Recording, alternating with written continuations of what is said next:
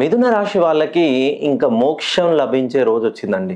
So ఒక జ్ఞాని కానీ ఒక తపస్వి కానీ ఎన్నో సంవత్సరాల నిరీక్షణతో ఆ భగవంతుని ఈశ్వరుని ప్రార్థన చేస్తే ఎప్పుడైతే మీ జీవితంలో ఏది యాగఫలం ఎప్పుడు ఏ టైంకి అందాలో ఆ ఈశ్వరుడే ప్రతి ఒక్కటి డిసైడ్ చేస్తారు. మీరు మిథున రాశిలో జన్మించారా? మెయిన్గా మృగశిర, ఆరుద్ర, పునర్వసు నక్షత్రాలు.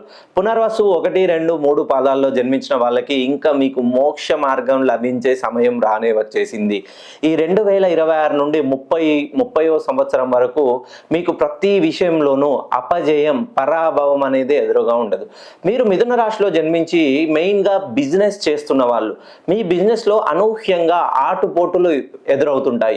ఎంత చేసినా ఎవరైతే క్రయ విక్రయాలు జరపాలనుకుంటున్నారో, మెయిన్గా రియల్ ఎస్టేట్ వ్యాపారంలో ఉన్న వాళ్ళు, ఫ్లాట్స్, ల్యాండ్, పెట్టుబడులు, స్టాక్ మార్కెట్లు, ఇందులో పెట్టుబడులు పెట్టి మీ పెట్టుబడులు అనూహ్యంగా ఆగిపోయి ఉన్న వాళ్ళు ఈ 2026 స్వస్తిశ్రీ బహుళ చాంద్రమాన పరాభవనామ సంవత్సరంలో మీకు మోక్షం లభించబోతుంది. ఎందుకనంటే మీకు డిసెంబర్ 28వ తేదీన కర్కాటకం నుండి అపసవ్య దిశలో గురుడు మిథునంలోకి వచ్చాడు. ఎప్పుడైతే గురుడు సొంత మిథున రాశిలో ఉన్నాడో ఇంకా వాళ్ళకి ఎటువంటి స్థాన చలనం లేకుండా ఉన్నత ఉద్యోగంలో ఉన్నత అవకాశాలు లభించబోతున్నాయి.